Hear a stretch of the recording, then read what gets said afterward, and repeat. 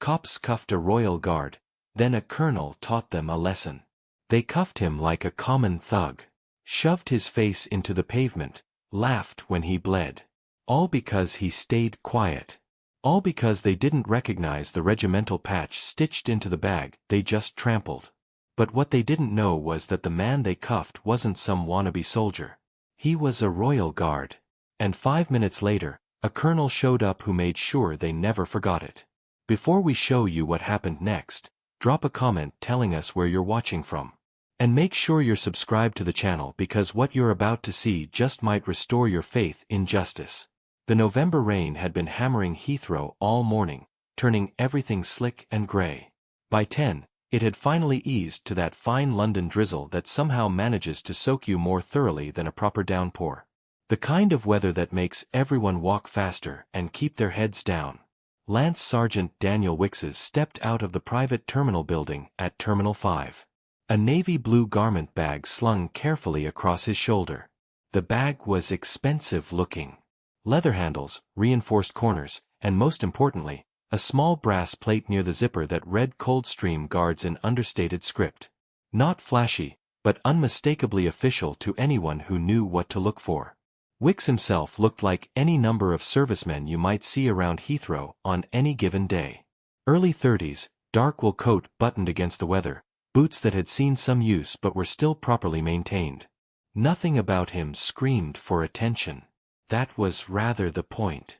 He had just completed a 3-day liaison assignment in Brussels. Diplomatic security for a trade summit that nobody would remember in 6 months.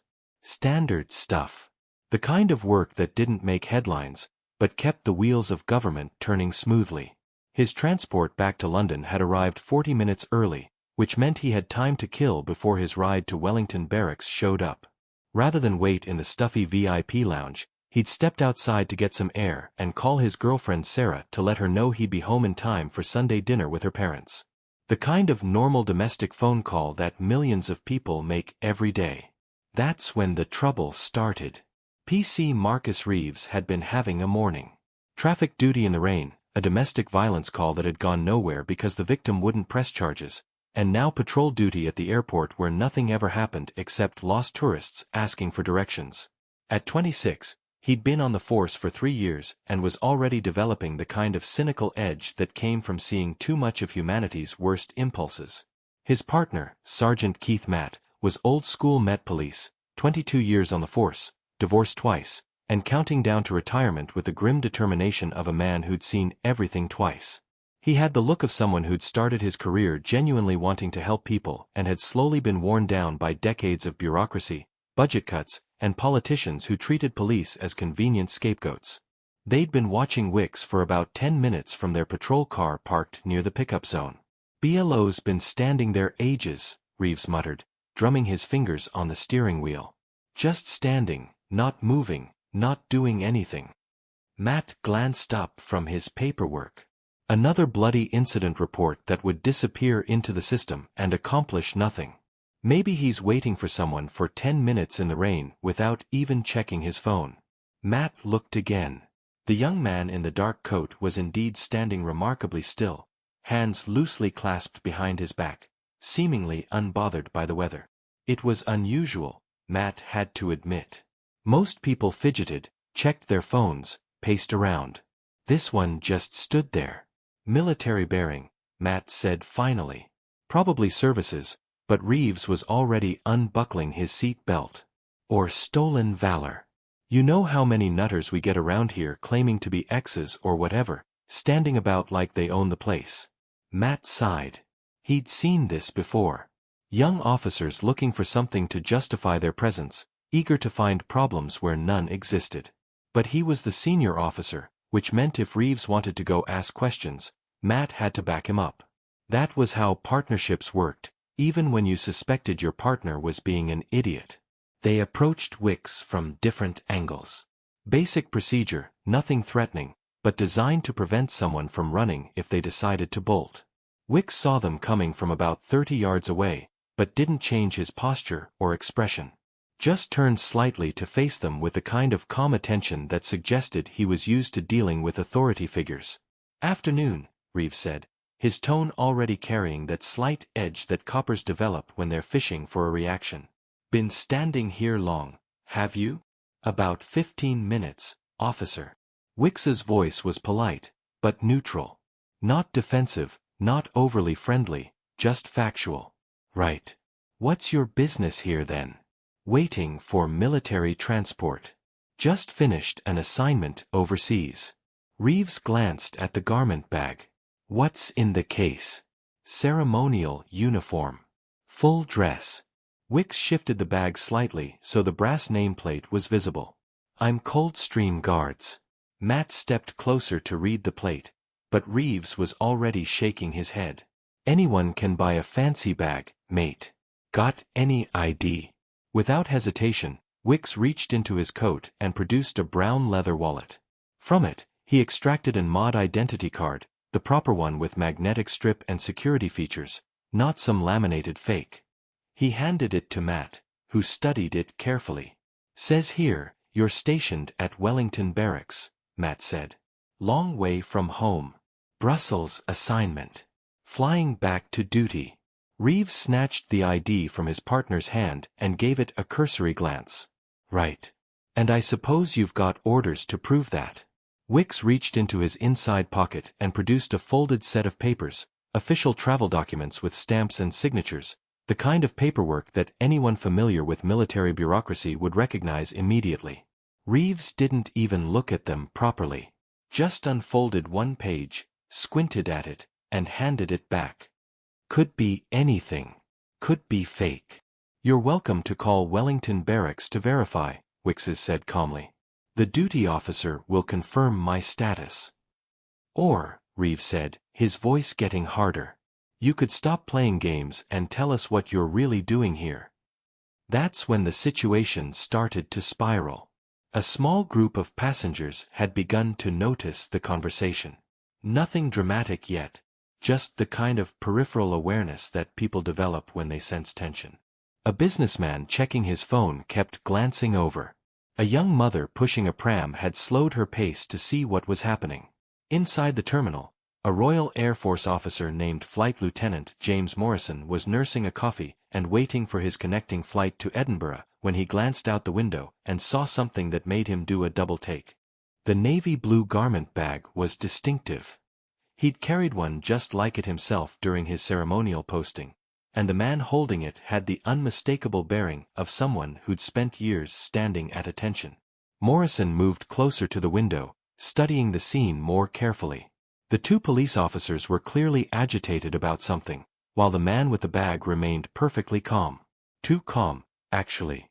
The kind of supernatural stillness that only came from serious military training. Morrison had done ceremonial duty himself before transferring to operations. He knew what he was looking at. Back outside, Reeves was getting frustrated by Wicks's refusal to be rattled. Most people, when questioned by police, either got defensive or tried to be overly helpful.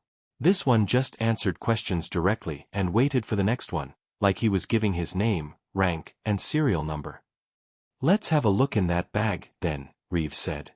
Wicks's posture didn't change, but something flickered in his eyes. "I'd prefer not to open it here, officer. It contains ceremonial regalia. I don't care if it contains the crown jewels. Open it with respect. These are dress uniforms for royal ceremonies. They shouldn't be exposed to. Are you refusing a lawful order?" The question hung in the air like a challenge. Wicks's looked at Reeves, then at Matt, who was looking increasingly uncomfortable, but not stepping in to de-escalate. "I'm requesting that we handle this appropriately," Wicks said carefully. "I can open the bag, but perhaps we could move somewhere." "Open it now." Wicks hesitated for just a moment, not from defiance, but from genuine reluctance to expose expensive military dress uniforms to the wet pavement. It was the kind of hesitation that came from respect for the uniform and understanding of its significance. Reeves interpreted it as resistance. "Right, that's it." He stepped forward aggressively. "Hands behind your back." "Officer, I think there's been a misunderstanding." Reeves grabbed for the garment bag. Wicks instinctively pulled it away, not aggressively, just protectively, the way someone might protect a valuable piece of art from being dropped. That was all Reeves needed. His fist connected with Wicks's jaw before anyone could react. Not a professional restraint technique, just a straight punch thrown in anger. Wicks staggered back, more from surprise than impact, still clutching the garment bag. "Marcus!" Matt shouted, but it was too late. Reeves was already moving, grabbing Wicks by the shoulders and driving him backward. Wicks's feet went out from under him on the wet pavement, and he went down hard, the back of his head bouncing off the concrete with a sound that made the watching civilians gasp. The garment bag flew from his hands, skidding across the wet ground. Within seconds, Matt was there, too, helping to pin Wicks down while Reeves fumbled for his cuffs. Wicks wasn't fighting, wasn't even struggling really, but the two officers treated him like he was actively resisting. "Stop moving," Reeves shouted. Though Wicks had gone completely still the moment he hit the ground. The handcuffs clicked into place, metal biting into Wicks's wrists. He lay there on the wet pavement, blood trickling from his split lip, saying nothing. His eyes were open, alert, but there was something in them now that hadn't been there before. Not anger exactly, more like disappointment. The small crowd of onlookers had grown larger. Someone was filming with their phone. The businessman had abandoned any pretense of not watching and was staring openly at the scene. "Jesus Christ," someone muttered. "Did you see that? He just punched him." A young woman in a bright red jacket pushed forward, her phone already out and recording. "That's assault. He wasn't even resisting." Reeves rounded on her. "Put that phone away, miss. This is police business. This is a public space." She shot back, her voice shaking but determined. "And that man was showing you ID when you attacked him." Up in the terminal, Flight Lieutenant Morrison had seen enough. He pulled out his phone and dialed a number that wasn't in any public directory. The duty officer at RAF North Alt, who would know how to reach the right people quickly. "Sir, it's Morrison. I need you to contact Household Division immediately. One of their people is in trouble at Heathrow." He gave a quick description of what he was witnessing, then hung up and continued watching through the window. The man on the ground, clearly military, clearly professional, clearly undeserving of what was happening to him, lay perfectly still while the two police officers stood over him like conquering heroes. Morrison had been in the service long enough to know that when you hurt one of the good ones, word traveled fast through the right channels. And when word reached the right people, well, he wouldn't want to be those police officers in about 20 minutes. The convoy was already moving before Colonel Alistair Henshaw had finished reading the text message on his secure phone. 3 words, Wicks's, Terminal 5. Now, Henshaw didn't need context. He'd known Lance Sergeant Daniel Wicks's for 8 years, had personally selected him for ceremonial duties, had watched him stand motionless through royal funerals and state occasions that would have broken lesser men. If Wicks was in trouble, it wasn't because he'd done something wrong. The colonel was in his staff car within 3 minutes, flanked by 2 military police vehicles. No sirens, no flashing lights, just the quiet efficiency of military precision in motion. They would arrive at Heathrow in 18 minutes. And when they did, someone was going to learn what happened when you laid hands on one of his guardsmen. Back at Terminal 5, the situation was deteriorating rapidly. Wicks remained on the ground, cuffed and bleeding, while the crowd of onlookers grew larger and more agitated. The woman with the red jacket was still filming, now live streaming to her social media followers. "This is what happens when you're too calm around police," she was saying to her phone. "They literally punched a soldier for standing still." Matt was beginning to realize they might have made a serious mistake. The ID had looked genuine. The travel documents had seemed official, and the man's behavior throughout the entire encounter had been completely professional. But Reeves was his partner, and you didn't throw your partner under the bus in front of a crowd. "We had reasonable suspicion," he said, more to convince himself than anyone else. "Suspicious behavior, failure to comply with lawful orders." "He showed you his bloody ID," the businessman called out. "I saw him hand it to you." Reeves was pacing now, adrenaline still coursing through his system. You don't know what you saw. People fake military service all the time. Stolen valor. It's a real problem. An elderly man in a flat cap pushed through the crowd. I did national service, son. That's not fake military. Look at how he carries himself. Look at that bag. That's the real thing. Anyone can buy. No, the old man said firmly. Anyone can buy a costume. They can't buy that posture. They can't fake that kind of calm. That's 20 years of discipline you're looking at. On the ground, Wixes remained silent. He could have spoken up, could have demanded they call his commanding officer, could have explained exactly who he was and what he did. But he'd been trained to endure, to remain still under pressure, to let his actions speak louder than his words. And right now his silence was speaking volumes. The convoy arrived with the kind of precision that makes civilians stop and pay attention. 3 black vehicles in perfect formation, moving with purpose, but without urgency. They pulled up to the curb with mechanical efficiency, and for a moment everything went quiet. The first door to open was the rear passenger door of the center vehicle. Colonel Alistair Henshaw stepped out in full service dress, dark blue uniform with red trim, polished buttons catching the gray light, peaked cap positioned with mathematical precision. At 54, he carried himself with the authority of someone who'd spent 3 decades turning young men into soldiers and soldiers into guardians of tradition.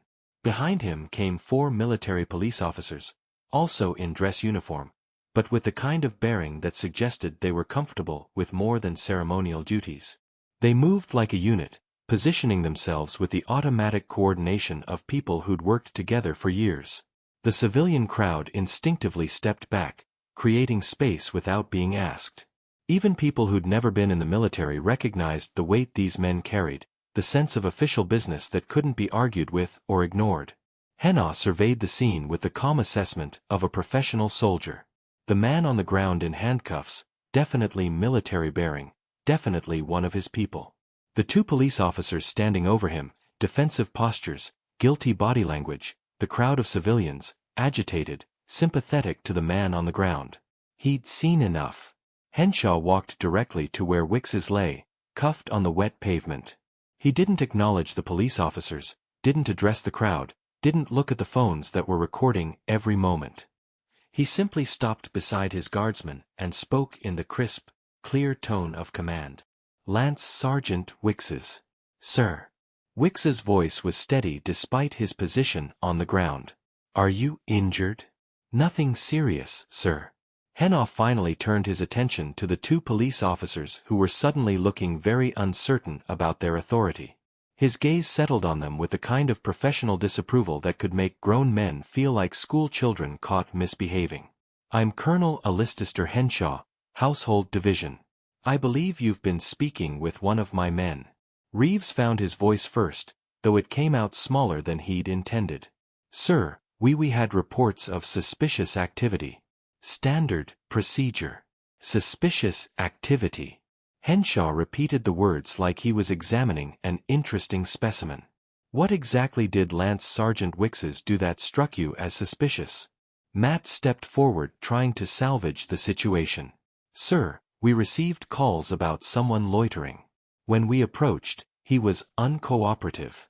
Uncooperative. The colonel's tone remained perfectly level, but somehow it carried more weight than shouting would have. In what way? He refused to properly identify himself, refused to comply with lawful orders. Officer Hennah interrupted softly. I can see Lance Sergeant Wixes' identification documents scattered on the ground where you dropped them. His mod card, his travel orders, his ceremonial assignment papers, all of them appear to have been examined and discarded. So when you say he refused to identify himself, the silence stretched like a taut wire. Perhaps you'd like to rephrase that. Reeves, still running on adrenaline and pride, made the mistake of doubling down. Look, sir, with respect, anyone can fake documents these days. We see stolen valor cases all the time. People pretending to be military for special treatment. Special treatment. Hennah's voice was so quiet now that the crowd had to strain to hear him. Officer Lance Sergeant Wixes has spent the last 8 years standing guard at royal residences. He's performed ceremonial duties for state funerals, royal weddings, and diplomatic receptions. He stood motionless in driving rain, blazing heat, and freezing cold while tourists take photographs and ask questions he's not permitted to answer. He gestured toward Wickes, who was still lying cuffed on the wet pavement, but somehow managed to maintain his dignity even in that position. This man has been trained to ignore discomfort, distractions, and disrespect. He's learned to remain calm under pressure that would break most people. And today you've assaulted him for displaying exactly those qualities. The words landed on the crowd like stones dropped into still water, creating ripples of understanding and embarrassment. Several people were now openly filming, their phones capturing every word of what was becoming an education in the difference between authority and authoritarianism. Henshaw turned to address the military police officers who'd accompanied him. Remove the restraints from Lance Sergeant Wickes. Then place these two officers under military custody for assault on uniformed military personnel. Sir, Matt said quickly. You can't. This is Metropolitan Police jurisdiction. Officer Matt, Hannah said, his tone suggesting he already knew both their names and quite a bit more about them. You assaulted a serving member of His Majesty's Guard who was carrying ceremonial regalia under official travel orders. That makes it a military matter under the Armed Forces Act 2 and 6, and that I'm afraid makes it my jurisdiction. The MPs moved with professional efficiency. One knelt beside Wickes and carefully removed the handcuffs, helping him to his feet with the respect due a fellow serviceman. The other two approached the police officers with the calm inevitability of people who are very good at their jobs. You're under arrest, the senior MP announced formally, for assault on military personnel and interference with Crown property. Reeves tried to step backward, but there was nowhere to go. This is insane. We were doing our jobs. How are we supposed to know? You were supposed to investigate, Henshaw said quietly. Instead, you assumed. You saw a man standing calmly and decided he was a threat. You saw valid identification and decided it was fake. You encountered discipline and mistook it for defiance. The handcuffs clicked into place on both officers with the same metallic finality that had bound Wickes minutes earlier. The reversal was so complete, so professionally executed that the watching crowd seemed to exhale collectively. Wickes had retrieved his garment bag and was carefully checking it for damage. His lip was still bleeding, and there would definitely be bruises tomorrow, but his posture remained perfect. He didn't gloat, didn't even look at the officers being arrested. He simply stood, waiting for his next orders, the way he'd been trained to do. The woman in the red jacket was still streaming, her viewer count climbing into the thousands. Holy shit, she whispered to her phone. The military police just arrested the police. This is actually happening. An airport security supervisor approached the group, clearly nervous about the situation unfolding in his jurisdiction. Cannell, sir, is there anything we can do to assist? This is highly unusual. Hannah looked at him with something approaching sympathy. This is what happens when people forget that respect isn't earned by a uniform. It's earned by what you do while wearing it. He turned back to address the crowd, his voice carrying clearly across the now silent gathering. Ladies and gentlemen, you've just met Lance Sergeant Daniel Wickes of the Coldstream Guards. For 8 years, he served this country with distinction. He stood vigil at royal ceremonies, protected visiting dignitaries, and maintained the traditions that define who we are as a nation. The colonel paused, his gaze taking in all the faces around him, some embarrassed, some some newly understanding what they'd witnessed. He doesn't seek recognition. He's been trained to be invisible until needed, silent until spoken to, still until action. And today he was punished for displaying exactly those qualities.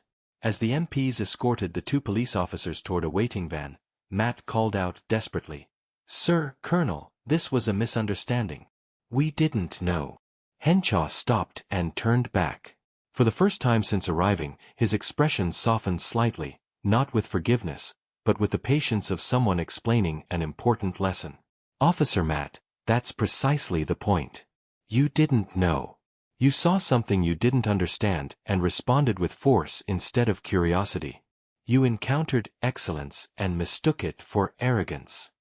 He gestured toward Wicks's, who was now standing at attention beside the colonel's staff car. Real strength doesn't announce itself. True discipline doesn't need to prove anything. And genuine service doesn't demand recognition. Learn that, and you might become the kind of police officer this country actually needs. The van doors closed on the two officers with a finality that seemed to echo across the terminal grounds.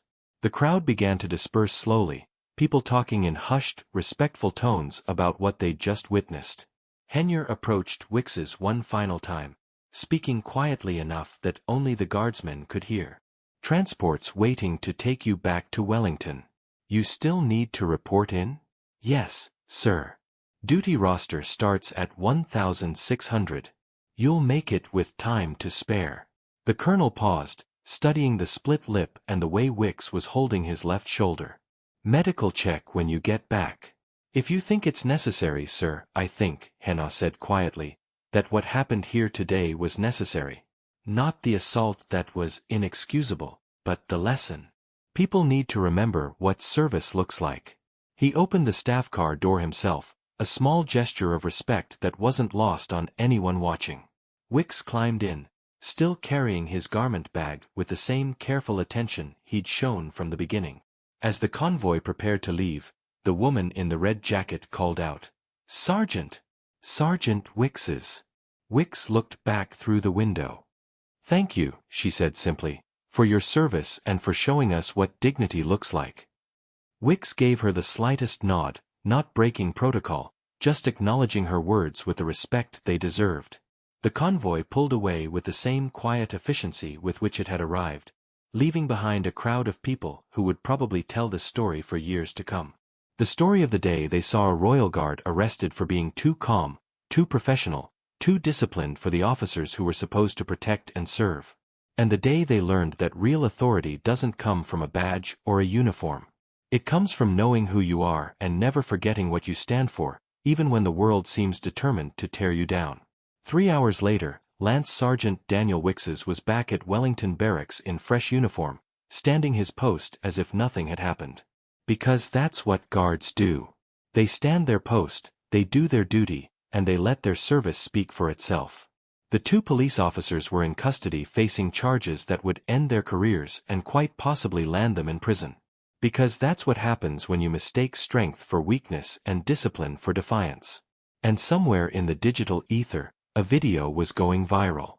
The video of a royal guard being arrested for standing too still and a colonel teaching two police officers what respect actually means. The comments section was full of veterans sharing their own stories. Civilians expressing outrage at the treatment of a serviceman, and people from around the world marveling at the calm dignity with which Wickses had endured his ordeal. But the most liked comment came from an elderly man in Yorkshire who simply wrote, "That's what a real soldier looks like. Bitter but not broken. Humiliated but not defeated. They can arrest the uniform, but they can't arrest what it represents." Have you ever been judged for doing everything right? Ever seen someone mistake your calm for weakness, your discipline for defiance? Let us know in the comments below. We read every single one.